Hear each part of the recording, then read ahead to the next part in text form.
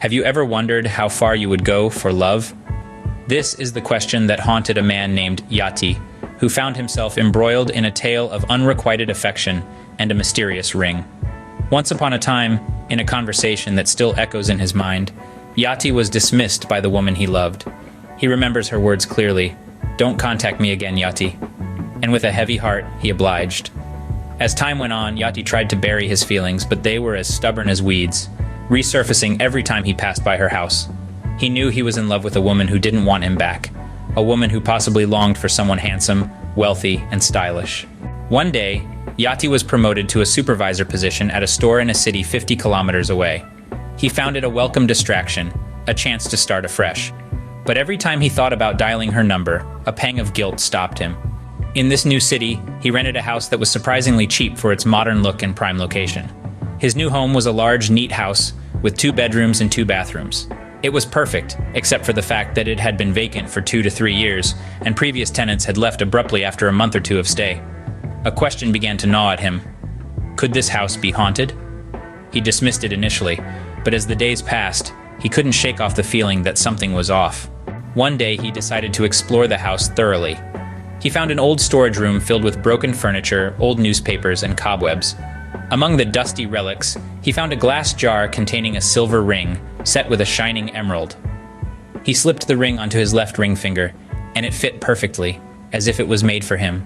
He felt a strange thrill, a feeling of exhilaration that reminded him of the woman he loved. That night, he stared at the ring for a long time, until sleep claimed him.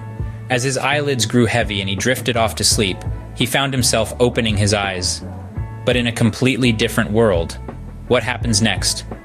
Well, that's a story for another time. Awakening on a garden bench, I found myself in a mysterious flower-filled park. The air held a gentle perfume, soothing yet uncanny. Confusion set in.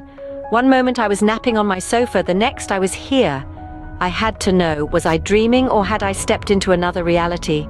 Venturing deeper, I encountered a young woman by a pool. Her gaze held a mix of surprise and expectancy. I approached her with a cautious smile, hoping she could shed some light. "Excuse me, do you own this garden?" I asked. "I do," she replied, her voice soft yet firm. I apologized for my intrusion and asked for directions home. Her response left me stunned. "Don't worry, you're safe. No human has ever found this place before. You're the first." This statement left me flabbergasted. "You're not human?" I questioned, my heart pounding. "I am a resident of the supernatural world," she said. "You may call me a goddess." In the face of her declaration, my thoughts ran wild. Was I in the realm of the supernatural? More importantly, was I about to become a meal for this ethereal creature? "Am I to become your food?" I blurted out. A peal of laughter echoed from her, dispelling my fears. "No, no," she reassured. "I'm not human, but I'm not cruel either." With a sigh of relief, I found myself drawn into further conversation. The goddess Dewey led me to a grand hall filled with wise, aged men. They spoke of destiny, of my place in this realm. They spoke of marriage. "Do you accept Dewey as your wife in both the supernatural and human realms?" asked the eldest, a grave look on his face. My heart pounded in my chest. I was a bachelor, and yet the prospect didn't seem as absurd as it should. I found myself saying, "Yes, I do." With that, I was handed a glass of water. "Drink this, and you and Dewey will be husband and wife." As the cool liquid trickled down my throat, I knew my life had taken an unimaginable turn. From a casual nap on my sofa to marrying a goddess in a supernatural realm, it was a journey beyond belief. But as I looked into Dewey's eyes, I knew I was ready for whatever came next. For in her gaze, I saw not just a goddess, but my wife, a partner for this incredible journey. And so, with a shared smile and intertwined destinies, we stepped into our new life together. Imagine this. One day you're just a regular guy living a regular life, and the next you're engaged to a woman you've just met, all because of a ring. Sounds insane, right? But that's exactly what happened to me. Picture this scene, if you will. It was a typical Tuesday, the kind of day that blends into the rest of the week, nothing special. I dozed off on the couch, lulled to sleep by the monotonous hum of the television. Upon awakening, I stumbled into the kitchen only to find a young woman, a stranger in my house, picking up a fallen pot from the floor. She introduced herself as Dewey, a stand-in for her mother who was the usual cleaner of my house. As we chatted, she spotted a ring on my finger, a ring she recognized from her childhood. She told me a tale of a missing ring and a prophecy her mother had passed down to her.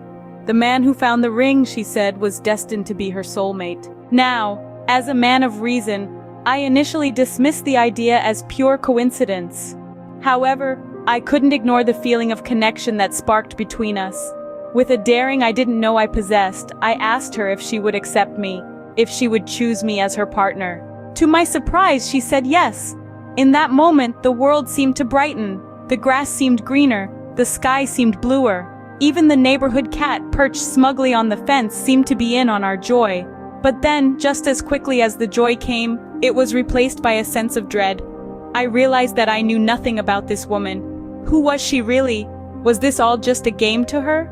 Or was she really as she seemed, a woman guided by destiny, ready to embark on this journey with me? I guess we'll find out in the next chapter of this strange, wonderful journey. Until then, keep guessing, keep wondering. After all, isn't that what makes life interesting?